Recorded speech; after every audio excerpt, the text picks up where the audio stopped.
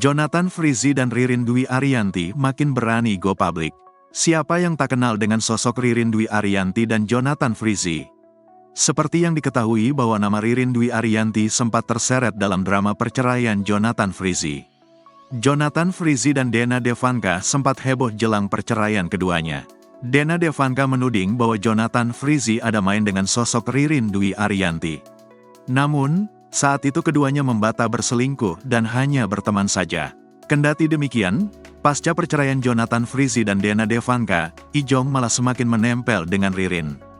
Keduanya kerap hadir dalam acara yang sama dan sering menghabiskan waktu bersama. Aksi Jonathan Frizzy dan Ririn Dwi Ariyanti ini pun dinilai publik sebagai tanda bahwa mereka mulai go public. Netizen pun memberikan komentar nyinyir dan menyinggung soal tudingan Dena Devanka di masa lalu.